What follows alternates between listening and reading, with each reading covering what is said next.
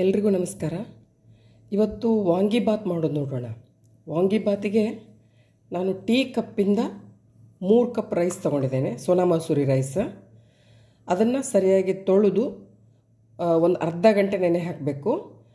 ನಾನು ಮತ್ತೆ ಅದಕ್ಕೆ ಬೇಯಿಸಲಿಕ್ಕೆ ಎಷ್ಟು ನೀರು ಹಾಕಿದ್ದೀನಿ ಅಂದರೆ 1 ಮೆಜರಿಗೆ 2.5 ಪಟ್ಟು ನೀರು, 1 ಅಕ್ಕಿಗೆ 2.5 ಪಟ್ಟು ನೀರು. ಸೊ ಆ ರೇಷ್ಯೋದಲ್ಲಿ ನಾನು ಹಾಕಿ 3 ವಿಸಲ್ ಕೂಗಿಸೋದು. ಅದು ಬಿಟ್ಟು ನನಗೆ ಇಲ್ಲಿ ಮೈಸೂರು ಬದನೆಕಾಯಿ, ಈ ವೆರೈಟಿ ಬದನೆಕಾಯಿ ಬೇಕು ಇದ್ದರೆ ಒಳ್ಳೆಯದು. ಬೇರೆ ಬದನೆಕಾಯಿ ಕೂಡ ಹಾಕಿ ಮಾಡ್ಬೋದು, ಬಟ್ ಇದರಿಂದ ಟೇಸ್ಟ್ ಚೆನ್ನಾಗಿ ಬರ್ತದೆ ಆ್ಯಕ್ಚುಲಿ. ಸೊ ನಾನು 2ರಿಂದ 3, 2 ಸಾಕಾಗ್ತದೆ. ಇನ್ ಕೇಸ್ ನಿಮ್ಮ ಬದನೆಕಾಯಿ ಹೋಳು ಜಾಸ್ತಿ ಇಷ್ಟಪಡೋರು 3 ಹಾಕ್ಕೋಬೋದು. ಅದು ಬಿಟ್ಟು ಉದ್ದಿನಬೇಳೆ, ಕಡಲೆಬೇಳೆ ಒಂದು 2 ಟೀ ಸ್ಪೂನು, ಒಂದು 10 ಕೆಂಪು ಮೆಣಸಿನ್ಕಾಯಿ, ಸ್ವಲ್ಪ 2 ಟೀ ಸ್ಪೂನ್ ಕೊತ್ತಂಬರಿ ಬೀಜ, ಒಂದು ಸಣ್ಣ ತುಂಡು ಚಕ್ಕೆ, ಏಲಕ್ಕಿ, ಒಂದು 4-5 ಲವಂಗ, ಜೀರಿಗೆ, ಹೂವು, ಮೊಗ್ಗು, ಮತ್ತು ಎಳ್ಳು ಬಿಳಿದು ಆಗ್ಬೋದು, ಕಪ್ಪದ್ದು ಆಗ್ಬೋದು, ಯಾವುದು ಬೇಕಿದ್ರೆ ತೊಗೋಬೋದು. ಸೊ ಇಷ್ಟು ಬೇಕು. ನಿಮಗೆ ಇಲ್ಲ ಮನೆಯಲ್ಲಿ ಅಂದಾಗ, ಸಪೋಸ್ ಇಫ್ ಯು ಹ್ಯಾವ್, ನಿಮ್ಮ ಹತ್ರ ಗರಂ ಮಸಾಲ ಇದ್ರೂ ಕೂಡ ಆಗ್ತದೆ. Garam masala plus these 3, garam masala plus ಇದು ಉದ್ದಿನಬೇಳೆ, ಕಡಲೆಬೇಳೆ ಮತ್ತು ಕೆಮ್ಮೆಣಸಿನ್ಕಾಯಿ ಇದ್ರೂ ಕೂಡ ಮಾಡ್ಕೋಬೋದು, ಏನು ತೊಂದರೆ ಇಲ್ಲ. ಇದಿಷ್ಟೆಲ್ಲ ಬೇಕು ಅಂತೇನಿಲ್ಲ, ಆಯಿತಾ?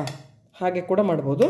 ಸೊ ಇವಾಗ ನಾನು ಇದನ್ನು ಅಕ್ಕಿ ತೊಳೆದು ಅದನ್ನು ಒಂದು ಅರ್ಧ ಗಂಟೆ ನೆನೆ ಹಾಕಿ 2.5 ಪಟ್ಟು ನೀರು ಮಿಕ್ಸ್ ಮಾಡಿ ಅದಕ್ಕೆ 3 ವಿಸಿಲ್ ಕೂಗಿಸ್ತೇನೆ. ನಾನು ಅಕ್ಕಿ ಬೇಯಿಸುವಾಗಲೇ ಒಂದು ಬೇಕಾಗಿರೋಷ್ಟು ಉಪ್ಪು ಹಾಕ್ತೇನೆ, ಸೊ ದಟ್ 2 ಕರೆಕ್ಟಾಗಿ ಒಳಗಡೆ ಬೆಂದ್ಕೋತದೆ ಅಂತ. ಮತ್ತು 1 ಟೀ ಸ್ಪೂನು ಎಣ್ಣೆ ಹಾಕ್ತೇನೆ, ಸ್ವಲ್ಪ ಅನ್ನ ಉದುರು ಬರಲಿ ಅಂಥೇಳಿ. ಅದು ಒಂದೇ ಪರ್ಪಸ್. 1 ಟೇಬಲ್ ಸ್ಪೂನ್ ಎಣ್ಣೆ ಹಾಕ್ತೇನೆ. ನೆನಪಿರಲಿ, ಇದು ಹಳೆ ಅಕ್ಕಿ ಆಗಿರೋದ್ರಿಂದ ನನಗೆ 2.5 ಪಟ್ಟಷ್ಟು ನೀರು ಹಿಡಿತದೆ. ಹೊಸದು ಅಕ್ಕಿ ಆಗಿದ್ರೆ ಕಮ್ಮಿ ಹಿಡಿತದೆ, ಇಲ್ಲಿದ್ರೆ ತುಂಬ ಜಿಬಿ ಆಗ್ತದೆ. ಸೊ ಅದಕ್ಕೆ ಹೊಸ ಅಕ್ಕಿ ಆಗಿದ್ರೆ 2 ಪಟ್ಟು, 1 ಮೆಜರಿಗೆ 2 ಪಟ್ಟು ನೀರು ಹಾಕಿ, ಆಯಿತಾ? ಇವಾಗ ಬದನೆಕಾಯಿ ಕಟ್ ಮಾಡಿಕೊಂಡು ಮಸಾಲ ಎಲ್ಲ ಹುರಿದು ಪುಡಿ ಮಾಡಿಟ್ಕೊಳ್ಳೋಣ. ಸೊ ಬದನೆಕಾಯಿ ಹೇಗೆ ಕಟ್ ಮಾಡಬೇಕು ಅಂದರೆ, ಸ್ವಲ್ಪ ಉದ್ದುದ್ದ ಹೋಳಿರಬೇಕು, ಮತ್ತು ಬಾಯಿಗೆ ಸಿಗುವಷ್ಟು ದೊಡ್ಡದಿರಬೇಕು, ತುಂಬ ಚಿಕ್ಕದಲ್ಲ.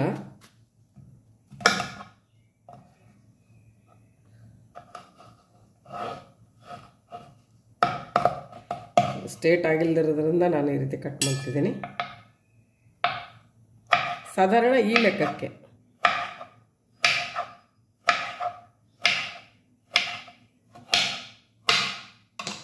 ಕಟ್ ಮಾಡಿದ ತಕ್ಷಣ ಯಾವಾಗಲೂ ಬದನೆಕಾಯಿನ ನೀರಲ್ಲಿ ಹಾಕಿಡಬೇಕು ಒಂದು 15 ನಿಮಿಷ, ಇಲ್ಲದ್ರೆ ಅದು ಕಪ್ಪಾಗಿ ಹೋಗ್ತದೆ. ಎಲ್ಲರಿಗೂ ಗೊತ್ತಿರೋದು, ಸುಮ್ಮನೆ ಹೇಳಿದೆ ಇನ್ ಕೇಸ್ ಯಾರಾದರೂ ಫಸ್ಟ್ ಟೈಮ್ ಮಾಡೋರಿದ್ದರೆ. ಸೊ ಇದೇ ರೀತಿ ನಾನು ಬಾಕಿ ಎಲ್ಲ 3 ಕೂಡ ಬದನೆಕಾಯಿನ ಕಟ್ ಮಾಡಿ ಇಟ್ಕೋತೇನೆ. ಕಟ್ ಮಾಡಿ ಇಮಿಡಿಯೇಟಾಗಿ ನೀರಲ್ಲಿ ಹಾಕಿಡ್ತೇನೆ. ನಾನು ಇದರಲ್ಲಿ, ನಾವು ನಾರ್ತ್ ಕರ್ನಾಟಕದವ್ರು ಯೂಶಲಿ ಹಸಿ ಕಾಯಿ, ಕೊಬ್ಬರಿ ತೊರಿನೆಲ್ಲ ಎಲ್ಲದರಲ್ಲೂ ಹಾಕಲ್ಲ, ಹಾಗಾಗಿ ನಾನು ಹಾಕಲ್ಲ. ಇನ್ ಕೇಸ್ ಕೆಲವೊಬ್ರು ಏನಾದರೂ ಬೆಂಗಳೂರು ಸೈಡ್ ಆ ಕಡೆ ಹಾಕೋರಿದ್ರೆ ಹಾಕೋಬೋದು ಕಾಯಿ ತುರಿನ, ನಾನು ಯೂಸ್ ಮಾಡ್ತಿಲ್ಲ, ಆಯಿತಾ?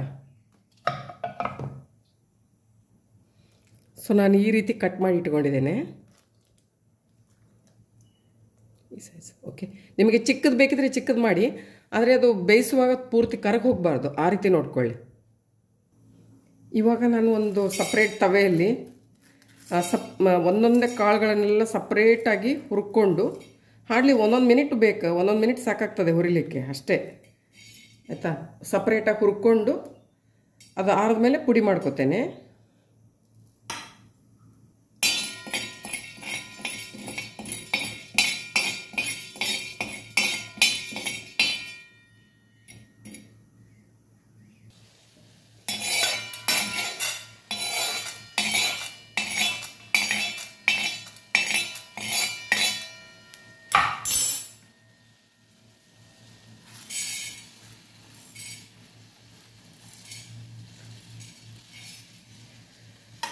ಇಲ್ಲ ನಮಗೆ ಇದು ಮಸಾಲೆ ಹುರ್ಕೊಂಡು ಮಾಡೋದೆಲ್ಲ ಕಷ್ಟ ಆಗ್ತದಂದರೆ ರೆಡಿ ಕೂಡ ಸಿಗ್ತದೆ ನಿಮಗೆ, ವಾಂಗಿಬಾತ್ ಪುಡಿ ಸಿಗ್ತದೆ, ಅದು ಕೂಡ ಯೂಸ್ ಮಾಡ್ಬೋದು, ಏನು ತೊಂದರೆ ಇಲ್ಲ.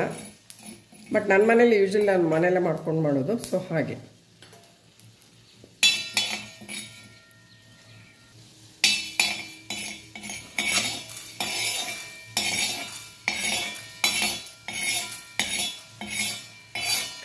ಮೀಡಿಯಮ್ ಫ್ಲೇಮ್ದಲ್ಲೇ ಇಟ್ಟು ಹುರಿಬೇಕು, ತುಂಬ ಹೈ ಫ್ಲೇಮ್ ಇಟ್ಟು ಹುರಿಬೇಡಿ. ನೆನಪಿರಲಿ, ಚಕ್ಕೆ ಯಾವಾಗಲೂ ಚಿಕ್ಕದು ತೊಗೊಳ್ಳಿ, ಸ್ವಲ್ಪ ಹೆಚ್ಚಿಗಾದರೂ ಕೂಡ ಅದು ಇದು ಟೇಸ್ಟ್ ಬೇರೆ ಆಗ್ತದೆ. ಸೊ ಚಕ್ಕೆ ಸ್ವಲ್ಪ ತೊಗೊಂಡ್ರೆ ಸಾಕು. ಸ್ವಲ್ಪ 2 ಟೇಬಲ್ ಸ್ಪೂನ್ ಕೊತ್ತಂಬರಿ ಕಾಳು ಹಾಕ್ಕೊಂಡಿರೋದು ನಾನು.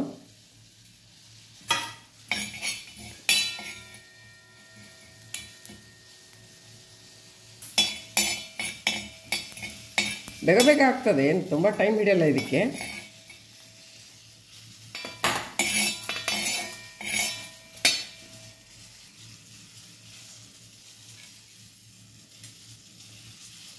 ಏಲಕ್ಕಿ, ಲವಂಗ, ಮೊಗ್ಗು, ಹೂವು ಎಲ್ಲ ಒಟ್ಟಿಗೆ ಹಾಕೋತಾ ಇದ್ದೀನಿ.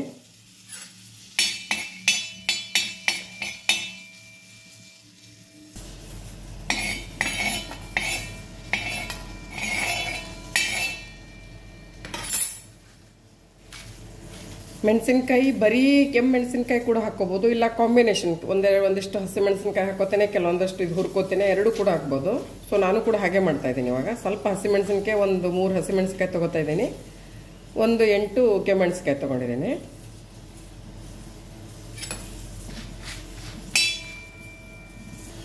ನಾನು ಹೇಳಿದ್ನಲ್ಲ, ಇನ್ ಕೇಸ್ ಇದು ಎಲ್ಲ ಹುರ್ಕೊಳ್ಳೋದು ಆಗದೆ ಹೋದ್ರೂ ಕೂಡ ನಿಮಗೆ ನಿಮ್ಮ ಹತ್ರ ಗರಂ ಮಸಾಲ ಇದ್ದು ಕಡಲೆಬೇಳೆ, ಉದ್ದಿನಬೇಳೆ, ಬೇರೆದೆಲ್ಲ ಅಂದರೆ ಜೀರಿಗೆ ಅಂಥದ್ದು ಇಷ್ಟಿದ್ರೂ ಸಾಕಾಗ್ತದೆ.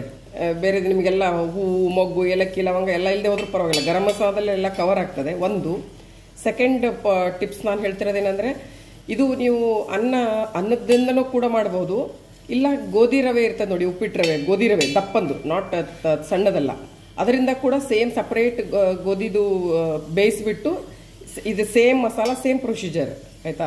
ಅದು ಕೂಡ ತುಂಬ ಒಳ್ಳೆ ಆಗ್ತದೆ. ನಾನು ಅದನ್ನು ಕೂಡ ಮಾಡಿ ಹಾಕಿದ್ದೀನಿ ಡಿಸ್ಕ್ರಿಪ್ಷನ್ ಬಾಕ್ಸಲ್ಲಿ ನೋಡಿ, ಆಯಿತಾ? ಇದು ಕಾಮನ್ ಆಗಿ ಮಾಡೋದು, ಅದು ಕೂಡ ತುಂಬ ಚೆನ್ನಾಗಿರ್ತದೆ, ಗೋಧಿ ರವೆದು, ದಪ್ಪ ರವೆದು, ಆಯಿತಾ? ಇವಾಗ ಆಗಿದೆ, ನಾನು ತಕ್ಕೋತೇನೆ.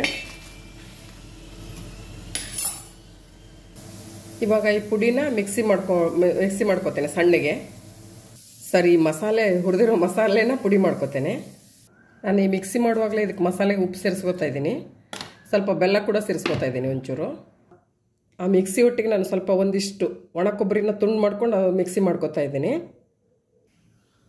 ಇವಾಗ ಒಂದು ದೊಡ್ಡ ಬಾಣಲೆ ಬಿಸಿಗಿಟ್ಟು 4 ಟೇಬಲ್ ಸ್ಪೂನ್ ಎಣ್ಣೆ ಹಾಕೋತಾ ಇದ್ದೀನಿ.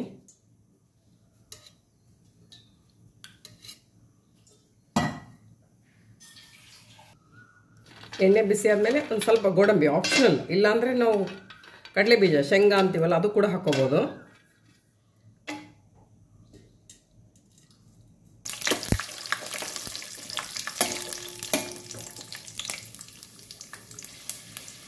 ಇವಾಗ ಬದನೆಕಾಯಿ ಹಾಕೊಳ್ಳಿಕ್ಕೆ, ನೀರಿಂದ ಸರಿಯಾಗಿ ನೀರು ತೆಗೆದು ಹಾಕೊಳ್ಳಿಕ್ಕೆ ಒಂದು 2-3 ನಿಮಿಷ ಬಾಡಿಸ್ಕೋಬೇಕು ಎಣ್ಣೆಯಲ್ಲೇ. ಆವಾಗ ನಾನು ಕರಿಬೇವು ಕೂಡ ಹಾಕ್ತಾ ಇದ್ದೀನಿ, ಸ್ವಲ್ಪ ಅರಿಶಿಣದ ಹುಡಿ, ಸುಮಾರು ಹೀಗೆ ಒಂದು 4 ಮಿನಿಟ್ ಇದರಲ್ಲಿ ಎಣ್ಣೆಯಲ್ಲಿ ಬೇಯಬೇಕು ಲೋ ಫ್ಲೇಮಲ್ಲಿ. ಇದು ಬದನೆಕಾಯಿ ಬೆಂದ ಮೇಲೆ ನಮಗೆ ಪುಡಿ ಸೇರಿಸಲಿಕ್ಕೆ. ಹಾಗೆ ಇವಾಗ ಬದನೆಕಾಯಿ ಇಷ್ಟು ಬೆಂದಿದೆ ಅಂದರೆ ನಿಮಗೆ ಪ್ರೆಸ್ ಮಾಡಿ ನೋಡುವಾಗ ಗೊತ್ತಾಗ್ತದೆ ಇದು ಎಷ್ಟು ಬೆಂದಿದೆ ಅಂಥೇಳಿ. ಈ ಸ್ಪೂನಿಂದ ಹಿಂಗೆ ಪ್ರೆಸ್ ಮಾಡುವಾಗ ಗೊತ್ತಾಗ್ತದೆ ನಿಮಗೆ. ಸೊ ಸರಿಯಾಗಿ ಬೆಂದ ಮೇಲೆ ಕಲರು ಚೇಂಜ್ ಆಗಿರ್ತದೆ. ಆವಾಗ ಸಣ್ಣಗೆ ಪುಡಿ ಮಾಡಿ ಇಟ್ಕೊಂಡಿರೋದು, ನಾನು ಹೇಳಿದ್ನಲ್ಲ ಮಸಾಲೆ, ಹುರಿದಿರೋ ಮಸಾಲೆನೆಲ್ಲ ಸಣ್ಣಗೆ ಪುಡಿ ಮಾಡಿ ಇಟ್ಕೊಂಡಿದ್ದೇನೆ. ಅದರಲ್ಲಿ ಕೊತ್ತಂಬರಿ ಬೀಜ ಇರೋದ್ರಿಂದ ಕರೆಕ್ಟಾಗಿ ಪುಡಿ ಆಗಬೇಕು. ನಾನು ಕೊಬ್ಬರಿ ಮತ್ತು ಸ್ವಲ್ಪ ಬೆಲ್ಲನೂ ಕೂಡ ಆ್ಯಡ್ ಮಾಡಿದ್ದೇನೆ. ಇವಾಗ ಇದನ್ನು ಸೇರಿಸ್ಕೊತೇನೆ ಇಲ್ಲಿ. ಪುಡಿ ಒಟ್ಟಿಗೆ ಹಾಕೋದು ಬೇಡ, ನಾನೀಗ ತೊಗೊಂಡಿರೋದು ಇದಕ್ಕೆ ಕರೆಕ್ಟ್ ಆಗ್ತದೆ. ಬಟ್ ಸ್ಟಿಲ್ ನಾನು ಸ್ವಲ್ಪ ಹಾಕಿ ಆಮೇಲೆ ಮತ್ತೆ ನೋಡಿ ಕಮ್ಮಿ ಬಿದ್ದರೆ ಮತ್ತೆ ಆ್ಯಡ್ ಮಾಡ್ಕೋತೇನೆ. ಹಾಗೆ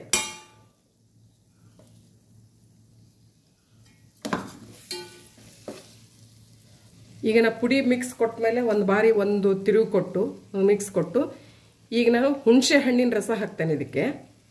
ಇದು ಕೂಡ ಕಂಪಲ್ಸರಿ, ಮ್ಯಾಂಡಿಟರಿ, ಅಂದರೆ ಅದು ಟೇಸ್ಟ್ ತುಂಬ ಒಳ್ಳೆ ಬರ್ತದೆ. ಸೊ ನೀವು ನೋಡ್ಕೊಂಡು ಹಾಕ್ಕೊಳ್ಳಿ, ಎಷ್ಟು ಹುಳಿ ಬೇಕು ಅಷ್ಟು ನೋಡ್ಕೊಂಡು ಹಾಕ್ಕೊಳ್ಳಿ. ತುಂಬ ಆದರೂ ಕೂಡ ಚೆನ್ನಾಗಿರಲ್ಲ.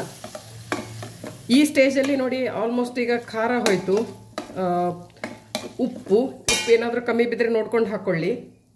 ಮತ್ತು ಹುಳಿ ಆಯಿತು, ಸಿಹಿ ಆಯಿತು. ಇವಾಗ ರೈಸ್ ಮಿಕ್ಸ್ ಮಾಡಲಿಕ್ಕೆ ಇನ್ ಕೇಸ್ ಏನಾದರೂ ಕಮ್ಮಿ ಅನಿಸಿದ್ರೆ ನೋಡ್ಕೊಂಡು ಹಾಕೋಬೋದು ಈ ಸ್ಟೇಜಲ್ಲಿ. ಸೊ ಇವಾಗ ನಾನು ಮಾಡಿರೋ ಅಷ್ಟು ಪುಡಿನೂ ಯೂಸ್ ಮಾಡಿದ್ದೀನಿ ಇದಕ್ಕೆ. ಆ ಮಸಾಲೆನೇ ಅಷ್ಟು ಹುರ್ಕೊಂಡಿದ್ದೀವಲ್ಲ, ಇದು 3 ಕಪ್, ಟೀ ಕಪ್ಪಿಂದ 3 ಕಪ್ ಅಕ್ಕಿಗೆ ಕರೆಕ್ಟ್ ಆಗ್ತದೆ. ಇವಾಗ ನಾನು ಅನ್ನ ಸೇರಿಸ್ಕೋತೇನೆ. ಅನ್ನ ಪೂರ್ತಿ ಆಲ್ಮೋಸ್ಟ್ ಬೆಂದು ಪ್ರೆಷರ್ ಇಳಿದು ಆರು ಹೋಗಿದೆ, ಅಂದರೆ ರೂಮ್ ಟೆಂಪ್ರೇಚರಿಗೆ ಬಂದಿದೆ. ಇವಾಗ ನಾನು ಅನ್ನ ಸೇರಿಸಿ ಮಿಕ್ಸ್ ಮಾಡ್ತೇನೆ.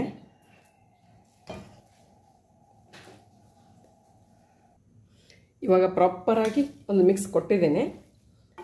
ಇವಾಗ ದೇವರಿಗೆ ನೈವೇದ್ಯ ತೋರಿಸಿ ತೊಗೊಂಬರ್ತೇನೆ.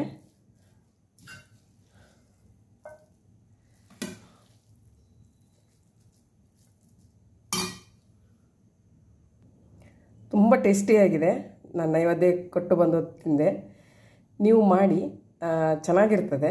ಕಮೆಂಟ್ಸ್ ಕಾಂಪ್ಲಿಮೆಂಟ್ಸ್ ಹಾಕೋದು ಮರಿಬೇಡಿ. ಮತ್ತು ನನ್ನ ಚಾನಲ್ಗೆ ಸಬ್ಸ್ಕ್ರೈಬ್ ಆಗಿ. ಇನ್ ಕೇಸ್ ಇಷ್ಟ ಆಗಿದರೆ ಒಂದು ಲೈಕ್ಸ್ ಕೊಡಿ ಪ್ಲೀಸ್. Thank you.